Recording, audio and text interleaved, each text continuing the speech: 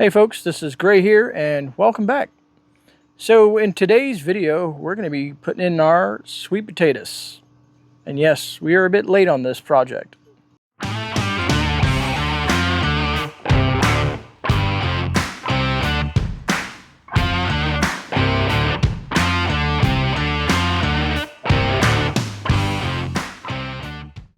Alright, so what are you going to get out of this video, right? Well, I'm just going to show you basically how simple it is to grow sweet potatoes. I'm also going to be putting in some purple potatoes in this whole process. I'll give you the basics on how it's done, how I do my soil. Basically, the best way to do it is loamy soil. I'll put something on the screen so everybody knows what loamy is. But if you're a gardener, you probably have an idea or a concept of what loamy soil is. But sweet potatoes do well in a lot of different scenarios outside of like really thick clay stuff. So you'd have to break that up and kind of amend that soil to make it work for you. But here in Florida, and as well as a lot of the other parts, it is really, really easy to grow sweet potatoes. And you can spend $1 or so at the store and create an endless supply of sweet potatoes for you and your family.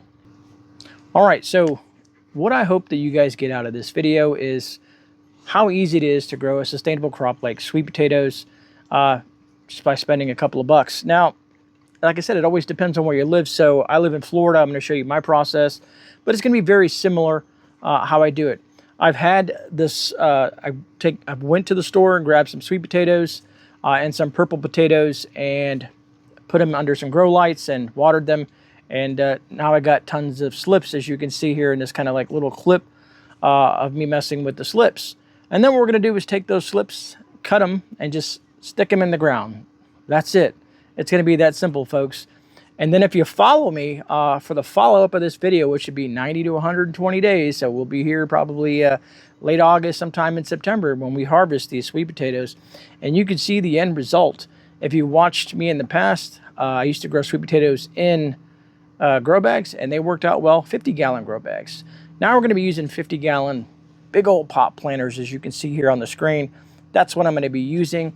And to save yourself a few bucks, you can use just some cheap soil for down in the bottom, but then make sure you save all the good stuff for at the top. So as water comes in there and it sprinkles down in there, it kind of pushes all those nutrients down towards the root.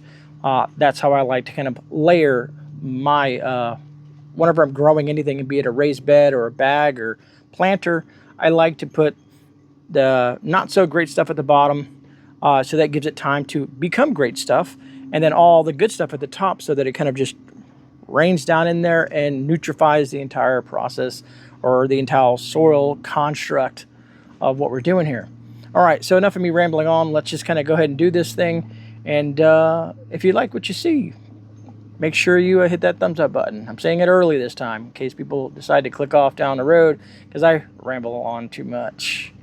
All right, so as you can see here, I'm just putting in some regular old cheap stuff in there. I put a couple of bags of that in there. And we'll go ahead and just kind of flatten it out, look for any lumps and whatnot, and break that up. And that's going to be the gist of the top part of this soil. It still has a lot of organic matter in there, as you can see, but saves me a ton of money. This is basically 16 bucks of soil that's in here now. All right, so next I'm just going to go ahead and put some cow manure in there. Basically, it's compost and cow manure mix. We're going to go ahead and put that in there.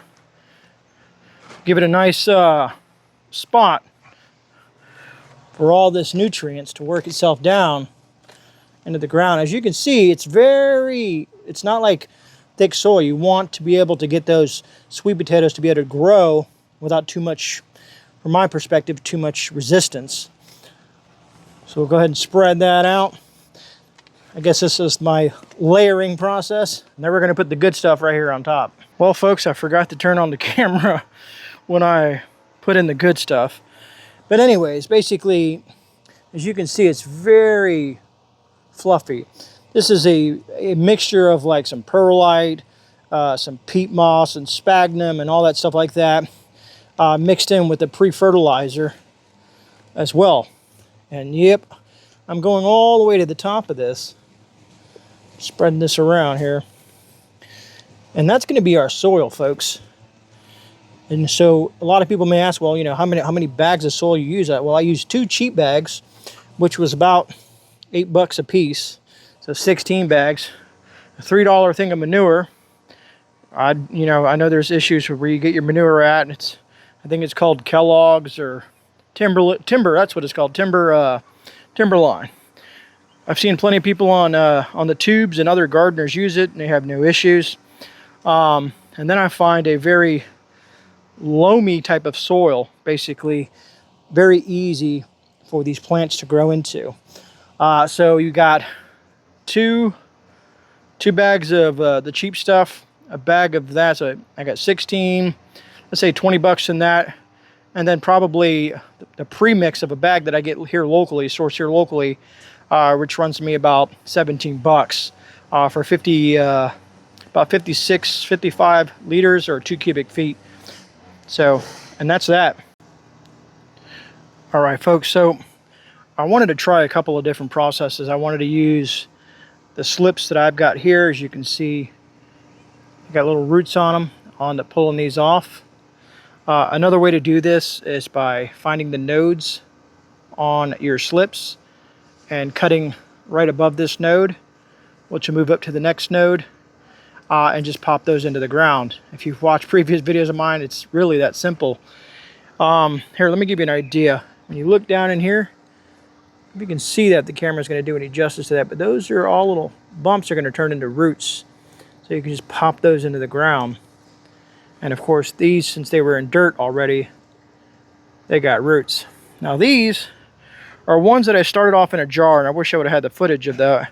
And then I put them in little cubes just to see the difference of running this variation and that. I don't think we're going to get too much of a big difference, but I like to get my roots used to soil. I don't like putting them in jars and taking the direct roots and putting them right into soil, because it takes them a lot more time to acclimate. So as you see, we got plenty to work with here. I'm going to go ahead and process some of this. And as you can see, I got 2 more big old buckets over there that we're going to do. But we'll just do, on this video, we'll just do the one so that you can get the idea and concept of what I'm doing. And again, here in about 120 days, you can see how, if this was fruitful or not. All right, so let's get some of these cut and put into the ground and watered in. Now, one thing I do want to mention is you only have so much space in this pail, and you don't want to overcrowd your plants. So I'm probably going to put maybe 5 to 6 or so in here. I'm trying to give them at least roughly 8 to 12 inches of space, which I think I can do. It's pretty huge. Right, Wyatt? You think that's going to work? All right, so he's giving me the okay, so we're good. So let's get this process going, and we'll go ahead and get these planted. All right, everyone, so I kind of broke this into 5 different holes and put a little bit of water in there, and I want to show you that you want to make sure it's well draining. So when you put water in there, it should not collect. It should just drain all the way down. And we got 5 spots, so I should also be able to put one right there as well. So I'm going to go ahead and put these in now. All right, so that's how they look. You got 2, 4, 5, 6 slips in there. We're going to go ahead and water it in, and that's going to be a done deal. And I will give updates here probably next month or so. Maybe I'll do updates every 30 days so that you guys can see the progress of this process. I still got a lot to do, so I'm going to go ahead and probably wrap this video up, because as you can see, I'm losing light. Just a quick look at the garden. I don't know if you guys got to see that. It's the last plant that I got going on there. Sunflower, mammoth sunflower. She's huge. I'll throw a picture up on the side of the screen so you can see the height of that thing. I think it's like 9.5, 10 feet. But she is ready to call it a day. While I'm thinking about that, I'll go ahead and walk over here just so I can show you the size of that thing. I mean, it's 3 in my hands. I got some new stuff in that bed too that I'd like to show you guys, but that'll be a later date. going on, boss? What are you doing? All right, so anyways, back to this. We'll go ahead and water it in. We'll call that a wrap. And then we'll go over there and fill those two before I lose light.